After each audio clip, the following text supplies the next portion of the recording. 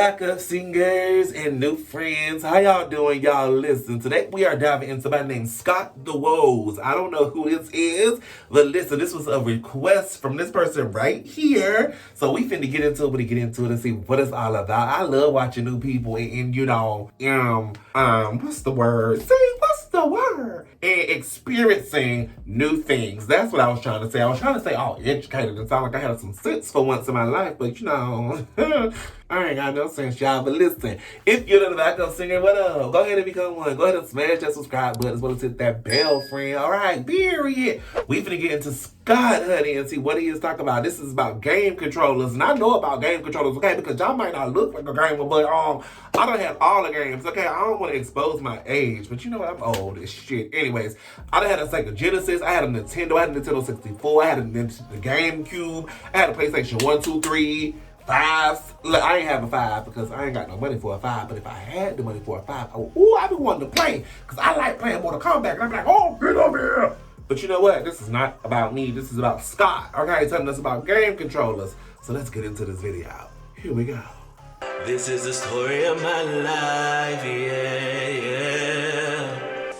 So you wanna know who I really am and where I've been and what I'm gonna do.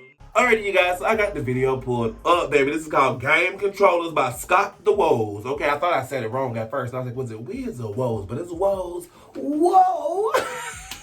Let me stop. I'm pressing play and let's learn something, friend. Hey y'all, Scott here, and Hey, I Scott. finally head to this game controller issues meeting I just found out about. What? You misread that pretty bad. Whoa, my hands are doing this. And it wouldn't be possible without the overlooked messiah of all video games. Oh, my goodness. Controller. The path I had a where you Wii. live the world within the screen. A game controller I sure needs to house did, all and I don't play the necessary Xbox input methods for before. games in its era, while also being incredibly transparent. It's best when it just melts into your hands and you don't have to think about where the B button is. It's just all second nature. Right. The road to where we are now has been a rocky one. We've gone from to even, and that road started way early on. Video games need to Oh, be them controllers controllable was to not be cute, considered friend. games. So even back in the early days of scientists pissing around and making games on supercomputers instead of curing diseases, they had to create ways to play the games, like with That the part! knob and button combo That used part, for Tennis friend. 2 in 1958. When arcade machines hit the scene, 1958. That's how long games been. Lord, they've been playing games for a long. They could have cured cancer by then. They're out here inventing developers games had and to design the stuff. controls for each of their games, and thus their I didn't remember imagination playing the was game like optimized by that. inventing control methods. Oh my God, I used to play that on my Control own, method on my would laptop simulate all the time. joysticks, trackballs, Oh knobs, yes. buttons, steering wheels. Each arcade machine was different from the last in terms of controls. So when home video game consoles were in development, there was definitely a hurdle to overcome.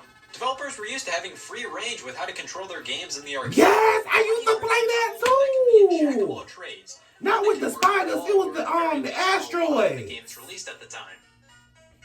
Atari said F it and gave us a button and a stick. The Atari 2600 was the first major success in terms of home video game consoles with interchangeable cartridges. 1977. The first video game console ever, 1972's Magnavox 72? Odyssey, Holy sure did have a shit. controller alright. The Fairchild Channel F predated the 2600 by a That ain't year. no game. That's a controller. That looked like a To radio. control games. But the Atari 2600's joystick is definitely what the general public sees as the first video game controller, and definitely one of the most iconic. While its simplicity made many games harder to convert to the system, it's undeniable it played a key role in its success. No matter who you I are, don't think you I can look ever at this played thing and an say, Atari. Yeah, that makes sense. How can you possibly screw this up? It's a giant red button and a rod. Anybody who's anybody knows what that's about. When you look back at video game successes in the early days, it's apparent that Oh my success came goodness, with they controls that were upgraded this easy enough for the game. general consumer Cause to I understand. remember playing a game like And that the before. 2600 controller was just that. Nevertheless, this thing is just a no-go nowadays. This stick needs to go see a doctor. It's just too stiff. And the overall size of the controller is a problem, for me at least. It's too small to comfortably hold the joystick with one hand and the rest of the controller with the other, and it's too big to comfortably hold it like a modern controller. Overall, though, I'd say the 2600 controller was alright for what it was. It's completely usable by anybody, just nothing you jump at the chance to use. You better say that. 2600 controllers went through this ugly phase for a while, and it was all because a controller designer went home for the weekend, looked at his phone, and said, "I'm drunk." Why? Yeah, the Intellivision Intellivision, ColecoVision, I'm even drunk. Atari themselves with the Atari 5200 all followed the hot trend of putting a number pad on the controller. Why? And one-dimension to games this simple need more than 9 buttons. Many games came with overlays to put on the controller so you know what each button does, but that just kind of forces you to constantly look at the controller Exactly. to press with or without the overlays. In my opinion, that's when a controller fails, when you have to look away from the game to figure out what the hell you're supposed to press. Well, after all that flopped, we then make our way to the Nintendo Entertainment System. Yes, I know about the Nintendo, friend. From the joystick to form I used to be shooting them ducks. and easier to hold. The Backtracks in 1982 had a similar form factor for its controller, but the NES introduced something huge. Now I know, first thing many people Yes, thought when they saw this I used to play Super Mario.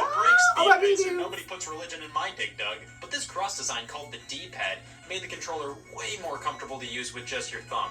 Nintendo used the D-pad beforehand on one of their Game & Watch handhelds, and precursors to it appeared elsewhere, but the NES shot the D-pad into the mainstream, and with that, the joystick was old news. Yes, I remember these little that win. I think it's still alright to use. My main problem is the D-pad itself is a bit uncomfortable after long play sessions. But I love the feel of the buttons, just so clicky and satisfying to just go to town on. This is where the term button mashing was born. I see a lot of people say the sharp corners really dig into their hands, but I've never personally had an issue with them. However, the sharpness was criticized even back in the day. Oh wow. So Nintendo responded with some alternatives. The NES Advantage is the controller you never let your daughter go to prom with. This thing is a hulking beast that's powered by 2 whole controller ports. You can flip a switch to alternate between player 1 and 2 for games. Oh my goodness, yes, I remember this. Which allow you to have rapid fire in A and B, and don't forget the state-of-the-art slow motion feature, which was just simply the game constantly pausing and unpausing itself. That meant for games that featured anything on the screen when paused, they just looked off. Regardless, the NES Advantage is a beaut of a controller. I think this thing is really slick. It just feels so sturdy, and there's something so satisfying about pressing these huge buttons. But what if you're not into overcompensating? Well, the NES Max may be yes. design, the turbo buttons of the Advantage, alongside something called the Cycloid, a bit of a precursor to the 3DS Circle Pad. It's much easier to grip thanks to these new thighs, but the Cycloid really isn't a replacement for the D-pad in my opinion. Now, with the introduction of the NES top loader, Nintendo redesigned the standard. Yes, I remember this. Oh my goodness, this is so cool. Close to being the perfect NES controller. The rounded edges, the nicer feeling D-pad, but they just had to angle the. This is like the nostalgia I didn't even know I needed, but now I'm watching it and I need it.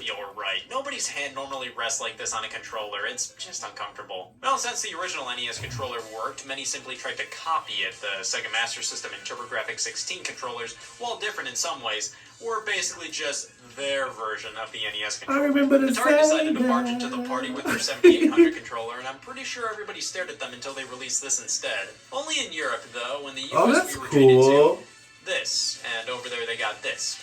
Lucky them. Of course, Sega had something different with the Sega Master System's followers. Yes, I remember Sega. Anybody else ever realize just how big the Sega Genesis controller is? Yes, they really were. Whoa.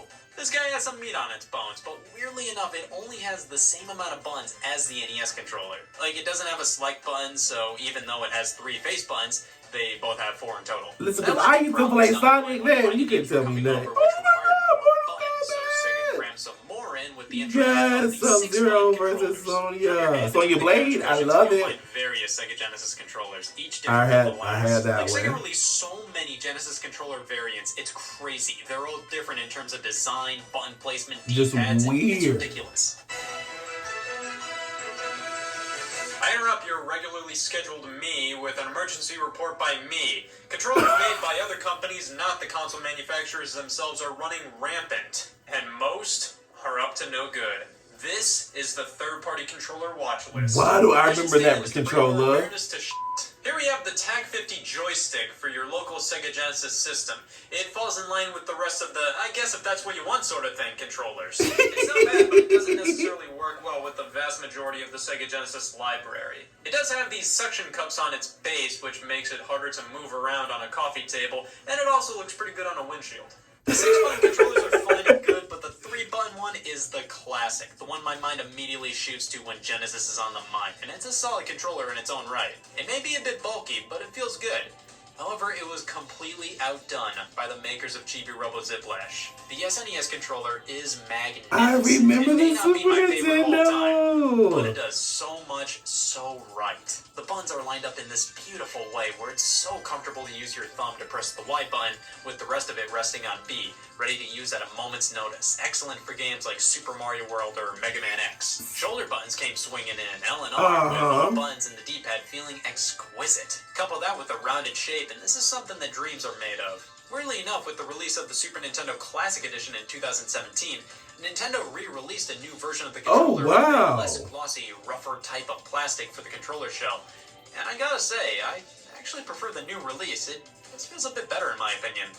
That's crazy. I didn't even know that. The Atari Jaguar brought back the classic number pad. I'm sure they looked at Sega combating Nintendo by adding more buttons to their controller and shrieked, "Yep, that's the next big craze. More than 12 buttons. The kids will love us." Next up, the original PlayStation came to be due to a failed partnership between Sony and Nintendo, which would focus on a CD add-on for the SNES. Wow. After that bust, Sony created their own console based on their knowledge from working with Nintendo, which is pretty obvious looking at the controller. I sometimes forget how similar the PlayStation and SNES controllers are. Fundamentally, the only main differences are the deep. Listen, I used to play 2 Extreme and 3 Extreme. I used to play Crash Bandicoot. Oh my goodness, Spyro. Oh my goodness, like it's just all the nostalgia. Had 2 sets of shoulder buttons and thighs. That's it. However, the PlayStation controller finally became a man with the DualShock. Look at the size of these things. Yes. This redesign features meteor triggers, a rumble feature, and dual analog sticks. The rumble and analog were obviously responses to the Nintendo 64's controller, which came before it, and we'll get to that in due time.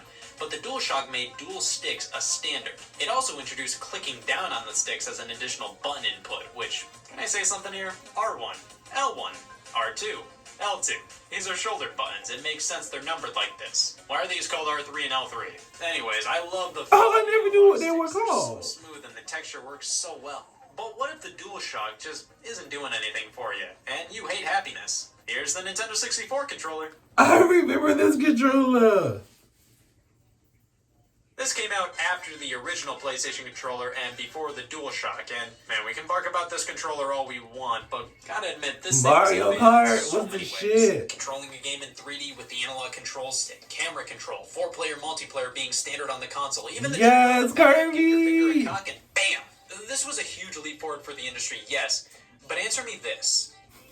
Just what the hell is this thing? So you have multiple ways to play trident. games. Maybe you can hold it like this, or even this. But that means not Or even throw it away. available to the player in any of the controller holding styles. Also, the stick is garbage. This Very is much just a so. small, Oh my plastic, goodness. uncomfortable piece of work that wears out too easily.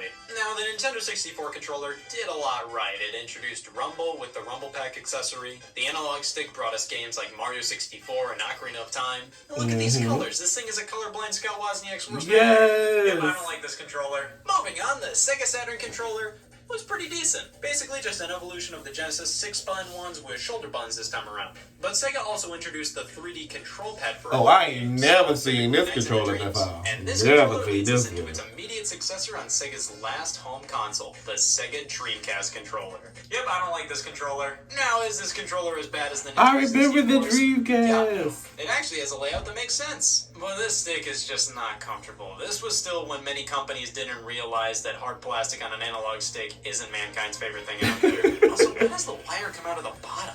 There's a groove for you to pop the cord in near the top, so that way it's pointing in the right direction, which just kind of comes off as a slight fix to a design oversight. At least the triggers were analog, which was a solid innovation and definitely made racing games more realistic. But who could forget the VMU, the memory card with a screen displaying info or housing its own games to be played? But that, PlayStation's back, baby! With I remember the black controllers. DualShock 2. This is the same controller, except the face buttons are now Literally analog, the which same is controller. Dumb. Why do you need the triangle button to be pressure sensitive? Why? It felt like they just assumed analog inputs were the next big thing, but you don't need it for everything. Moving past that, we have the introduction of the Xbox brand, and with it, holy shit. Well, I can tell you first off, that was the easiest Easter egg hunt I've ever been a part of. This controller does get a number of things right. Number 1, giant f***ing Xbox logo. The Duke, as it's referred to. That's it. It's big for the sake of being big. There's no reason for it to be this way. That is so It's true. completely usable, but it's just not that great when you get down to it. Like, what is this? Seriously. Also, the joysticks just... What is this? The left one has a large concave area, and the right one has a much smaller area, which honestly feels like it's convex. God, I need a shower. Microsoft designed a smaller controller for the Japanese market that made its way over to the States later down the line, and this is much more reasonable. I can actually get behind this one. It just feels much better. Everything actually makes sense this time. After Nintendo wouldn't stop laughing for 5 years straight, they really cleaned up their act with the GameCube controller. This thing is pure. I remember this controller right in the hands. The layout is definitely different compared to every other controller. This is definitely nostalgia for me. Traditional design. This layout makes a lot of sense. The main face button you'd probably use in most games is A, so why not have everything orbit around it? The triggers are crazy satisfying to click down, and the left stick is leagues better than the Nintendo 64 one. I love this controller, but while it's one of my favorites, it does have some gross parts. The D-pad and C-stick were made for ants, and the lack of another shoulder button is a bit off. Regardless, the GameCube controller has definitely stood the test of time. These pesky wires, man. What is this, the year 2000? That's where the WaveBird comes in, a wireless variant of the controller. It uses radio frequency to transmit. I don't think I've ever seen that one. Wireless controllers were around for a while, but most used IR, like a TV remote. You had to keep them pointed to the adapter for them to function properly. But all you had to do with the WaveBird was match up the dials on the controller and the adapter, and you're all set. While it wasn't the first wireless controller, I'd argue it's the first truly great one. You can go all around the room with it, and it works perfectly. The only main downside compared to going wired is that it doesn't include rumble and it takes batteries. Was the GameCube C-stick not small enough for you? Well, do I have a bad controller for you? Introducing the GameStop branded wireless GameCube controller. I love it. Too small it. and uncomfortable for any of you with hands out there. The analog stick keeps with the tried and true traditional plastic to make sure you hate it even more, and the buttons reek of loud plastic cheap. Also, it's better not loud if you plastic touch a cheap. controller like this, you will most definitely contract bed bugs. Damn it! Wireless was truly the next step. We make our way to the Xbox 360, which has one of the most for the Xbox controllers 360. of all time. I mean, there was nowhere to go but up after this thing, but everything is just so finely tuned and makes for a perfectly balanced controller. Minus the D-pad. Microsoft later released 360 controllers with this transforming D-pad where you can have it like a traditional one or go back to this garbage. Personally, I have no clue why you'd want anything other than the more traditional D-pad, but I don't care, this thing is fun to twiddle with. Next up, the PS3 controller. Jesus Christ, guys, it's been over 10 years at this point, and you still haven't moved on. To be fair, Sony was set to go with an all-new design for the PS3 standard controller. I've never been so happy to see this design come back. The 6-axis because that would have been ugly. Years of the PlayStation 3's life and was basically the DualShock again, but now wireless with motion control capabilities and no rumble. Sony later released a traditional DualShock 3, rumble and motion controls included. Now everything was going pretty smoothly with controllers at this point. The 360 really hit it out of the park, the PS3 was going with a time-tested design, and Nintendo... Yeah, the PS3 controller may have had some motion controls, but the Wii Remote Fallout embraced them. There are definitely things I love and hate about this controller. I used to love my Wii Remote. It really works. When it doesn't work, it really doesn't work. You only have a D-pad on the remote with a few buttons on the front and a trigger on the back. It may seem limiting, but the controller was smartly designed to be usable in a multitude of ways. Like a TV remote, on its side like an old school NES controller, with the nunchuck attachment that actually gives you a stick, or inside a countless supply of plastic shit. I really admire how creative they got with uses for the Wii Remote, but I'm not gonna lie and say this thing is a great controller. The sideways control method isn't my favorite. I'm just not a huge fan of this definitely not. or these buttons. And like I said, the motion controls are definitely hit and miss. However, Nintendo did release the Wii Motion Plus add-on and the Wii Remote Plus to enhance the motion capabilities. And I gotta say, with these, I'd say the Wii Remote is pretty alright. Motion is pretty accurate now. I didn't know that was a thing. It can be a really fun controller. But if you're more into the traditional side of things, might I suggest the Wii Classic controllers. They plug into the bottom just like the nunchuck, and man, I forgot how decent these things really were. The original is quite derivative of a Super Nintendo controller, but includes some modern additions like two sticks that are way too close together, and buttons I like to refer to as, you call these triggers? There's also this mystery button on the top, which, correct me if I'm wrong, but I don't think this was ever used, and still don't know what use it was ever going to have. The original Classic controller was great for retro games, but a bit lackluster for more modern ones. So let's flip that around. Here's the Classic Controller Pro. It's much more akin to the PlayStation 2 controller, and is great for some of the more hardcore Wii games out there. Nintendo then put the Wii Remote in Photoshop, gave it a little of this, a little of that, popped a screen in the middle, and blam! Wii U gamepad. It gets a bad rap. It's huge, unnecessary, and clunky. That's exactly what they did. A lot of that, however, I found found this controller to be wildly comfortable to use. The grips are nice and all the buttons and sticks are large and feel great. The problem is, this guy. The screen isn't the worst, but certainly not the best. And its use in some games was just annoying, and it led to one of the worst battery lives out there. The gamepad doesn't hold a charge well at all, so if you charge it up and don't use it for a week, chances are when you pick it back up, it's gonna be dead zone. Also, you have to charge it via a separate power adapter, not the Wii U itself. And just so much garbage was thrown into this thing. I'm pretty sure you could survive in the wilderness for a week with just this. Camera, NFC, TV remote. Knock it off. Almost none of that is needed. Except I will say the TV remote was pretty useful. Like with the Wii Remote, if you're not into all of this, Nintendo offered a Pro Controller, and get ready Wii U Pro Controller Defense Force. I don't like this controller. Ooh. It all has to do with the fact that the buttons are on the bottom. It's just so annoying and stupid. This format worked on the gamepad because it was so big. The buttons were placed in a perfectly usable location, but here, it just doesn't work for me. Also, the triggers feel weird, man. I think it's because they aren't analog yet they're designed just like the 360s, which are. The Wii U gamepads were these fat patios for you to click, and they felt good. These fat patios. At least this controller lasts up to 80 hours on a single charge. Oh, wow. The gamepad definitely can't say. However, both got on my bad side for having this gross glossy finish. Like, this looks good in pictures and for 2 seconds after you open the package. Anytime afterwards, welcome to Fingerprint Avenue. Now I don't own this thing anymore due to unforeseen circumstances. If I could sue a game controller, I would first go after whatever the hell this third-party Wii U controller is. Oh, wow. Wii Remote for deception. But I do remember everything about it and how it was the definition of everything a falsely advertised product was. This controller was trying to scam people into thinking it was a Wii U Pro controller. However, it turns out it was fundamentally just a Wii Remote and Wii Classic controller all in one. Now, the idea of having a standard controller with the capabilities of a Wii Remote and Classic controller all in one is great. The problem was this controller was terrible at everything it did. The build quality was cheapo, the buttons felt like mashed potatoes. The only reason why anybody gave this controller any attention was the fact that there was a Super Nintendo and Super Famicom color scheme available. The PS4 controller actually switched some things up compared to the PlayStation controllers of the past. They went for a new, more ergonomic design. I think it worked out pretty well. There's this touch bar now, which I personally haven't found all too useful. A light bar, which just feels like an excuse for this controller to have shitty battery life, and... Whoa, where did the start and select buttons go? Yeah, the PS4 was the start of something dreadful. The death of start and select. Instead, we got this share button, which is useful enough, I guess, sharing photos and videos of gameplay. But what the hell is this options garbage? Well, whatever. I do have to say that while the DualShock 4 is comfortable and a decent controller overall, there are a few problems with the build quality. I don't know, it's just the one controller I consistently have problems with, and I'm not alone with that. The Xbox One controller feels a bit like more of the same from the 360 controller, it looks with random tweaks and changes that feel both better and worse. Like, it feels more premium in some cases, but cheaper in others. It's a bit more compact and trying to look more modern than the 360s. I think the D-pad is better and the sticks have a more grippy surface to them.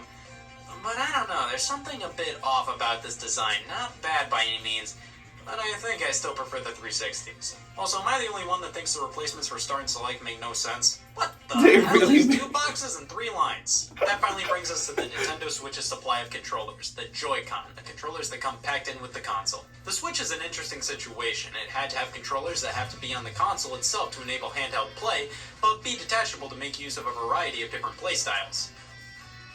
God, these things are too small. Listen, I adore so much about the Joy-Con, but they're basically taking everything in modern controllers and cramming them into something you find in a dollhouse. I mean, these things have a lot going on in them. A full suite of buttons and sticks, new HD rumble, motion controls, NFC. They're perfectly usable, just not that great. I love the idea of how they were designed to be used as 2 separate controllers, but is this a way to live? The shoulder buttons for the individual Joy-Con are miserable, so much so that Nintendo supplies straps to slide on for better ones. Using them together is alright, however, they're still more akin to the Nintendo 3DS controls compared to most home console controllers. For me personally, I go for the Switch Pro controller. This thing is truly no nonsense, it gets right to the point. It uses a button and stick layout that makes me swoon. The texture of it all feels great, nice big meaty buttons, a solid battery life, all the technology from the Joy-Con.